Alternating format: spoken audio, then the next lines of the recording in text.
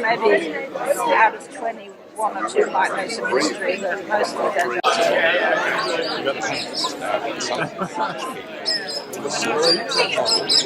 What's the gift doing down like? You do this for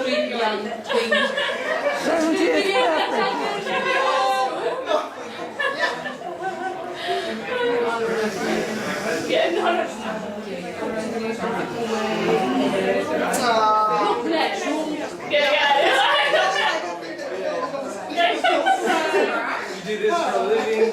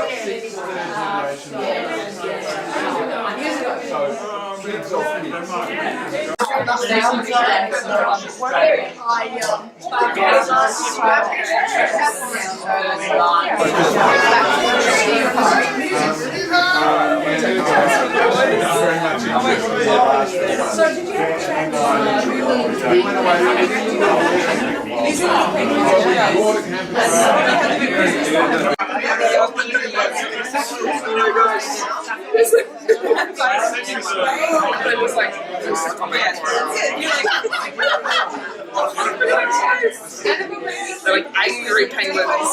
Angry resistance penguins. Alright, hello everybody! Hello! Hello! Attention! Hi, Red, where is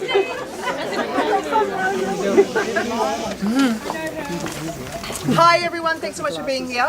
First of all, we acknowledge that we are celebrating on Whadjuk Noongar country and pay our respects to elders past, present and emerging. This land was and always will be Aboriginal land. Thank you so much for coming. It's amazing to see you all here today. I've got a few little housekeeping things. So if you somehow haven't realised yet, there's a toilet inside. There's also drinks inside in the eskies, so please help yourselves. There is also a silent auction. So this will be closed at 10 o'clock this evening, so put your bids in so you don't miss out. And just so you know, all money raised will be going towards the scholarship fund for a young woman in East Timor, and it will be for studying a community development course at the National University in Dili. So all donations are really greatly appreciated.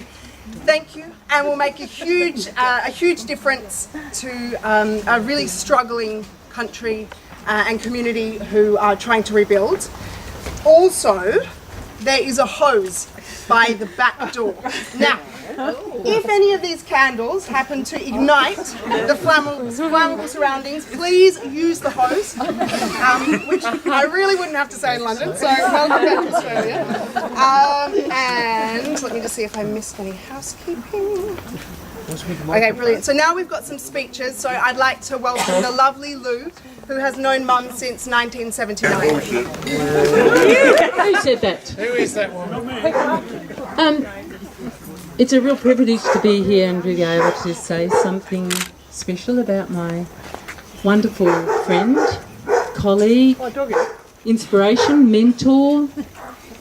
I have known Annabelle for 39 years, but it's more than knowing somebody.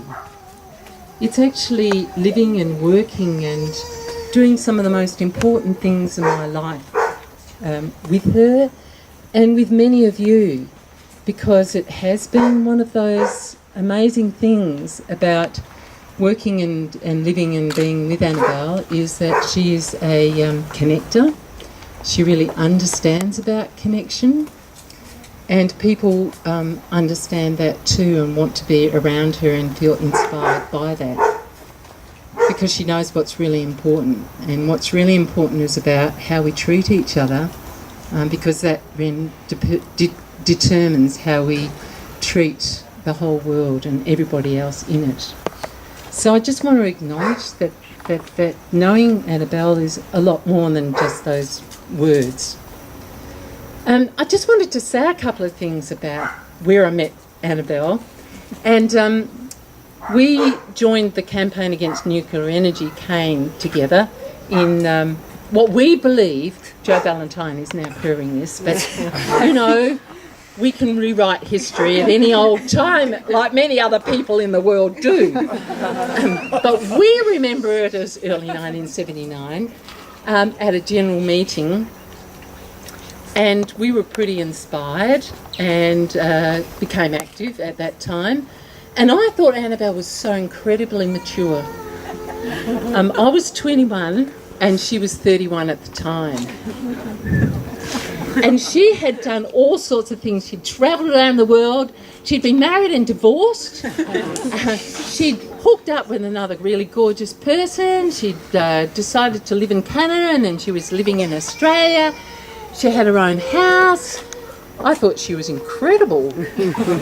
And we got involved with this organisation, which was not so large at the time and had been only around for 3 years.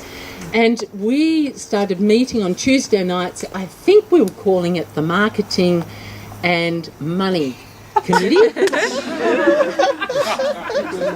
That was pretty classic because we needed both of those. Like, the coffers were skint and nobody knew about cane except a very select few of us, some of who are here tonight. Yay! And it was very shortly thereafter that Annabelle, that I thought was in a jolly important administrative type of position, decided to work full-time for the campaign against nuclear energy. And I was volunteering every Friday. And Dave Worth, who's around, he was there as well, hanging about, doing all sorts of great things. And Peter Corder and Peter Cook and Rodney Rutherford and a number of other people. And by July of 1979, we had organised a big town hall meeting. We had hundreds of people there, and it really showed what Annabelle's influence could do, because she is practical and she's people attracting, and she is an organiser. She had everything that you need for a good event, and haven't all of us had experience of that in lots of other ways since? So she had the clipboards. No one was going to escape without putting their name on a bloody clipboard. Not only that, but there were the tins for the donations, because if you don't catch people when they're hot to trot, you ain't going to get a cent out of them afterwards. So she had all of those things. The only thing we felt afterwards that wasn't quite right was the fact that pretty much everybody who talked, except for the person who was chairing it, were blokes. And that changed in subsequent times, also with Annabelle's influence, because she has been really significant in mentoring women.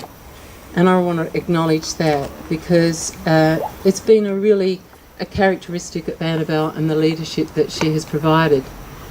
The other key thing that was really obvious from the start is how passionate Annabelle is. She's got fire in the belly, and she still does, and I think that's awesome.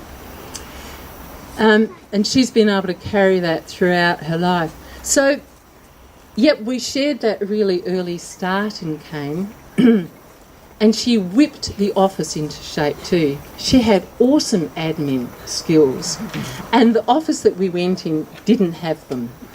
In fact, I don't think it had filing, it didn't know filing yet, but it did have a desk and a filing cabinet. And somehow she made the office twice the size that it was, twice as nice. It looked professional, and she knew what to file and how to do it. And those skills have kept her in good stead the whole bloody life, in many other chapters, I tell you. And she also made it a place which was really great for socialising. She knew how to drink either tea or coffee, whichever one she was bent on at the time. She was either smoking and drinking coffee with evaporated tinned milk. Do you remember this? Or she was drinking, no smoking, lemongrass tea. And a shitload of that. I tell you, there was a lot of tea or coffee. And it became more and more tea. I also shared a house with Annabelle, so we lived together, worked together, socialised together, had fun together, and I always found her easy to live with. I think that's pretty awesome to be able to say that when you live, work, socialise, play together. We ate together, we shopped together, we did lots of stuff together. We had royal weddings together. Remember the royal wedding? So, when Charles and I know that they'll all be thinking of you and sending you their love. And also, obviously, those people who can't be with us because they're no longer here. Your amazing mum and dad, Glad and Bill, they're in our thoughts. And I know they would do anything to be here. And, of course, your gorgeous baby brother, Alan. And our very, very dear friends, Anne, Jude and Carl, who we wish could share tonight with us. Annabelle, what did you say about Annabelle? I was one of the people who imposed short speech deadlines. So I'll try to be short and sweet, but I think having this woman as your mother is amazing, but it's not without its trials and tribulations. I will share with you. Point to because I've never been arrested. I am sorry about that. Not planning on. Yeah. Maybe not. Well, I don't know what Rachel would think of that yet. Maybe a few years. Yes. So there's that. There's been, but really, in all seriousness, it's an amazing privilege to have you as my mum, and I know Lily feels the same way. I'm actually giving the speech tonight because even though Lily does this professionally, she was afraid to cry. Yeah, well, I've shared such a lot. Well, I've shared my life with since I came to Australia. And I know we've talked quite a bit, but I just wanted to talk about a few of, like, the best moments, you know, in my life. And I think what was really important for me was I was born, lovely family, a lovely working class family in London, and I got to university, one in backstage in the late 60s, but one in 500.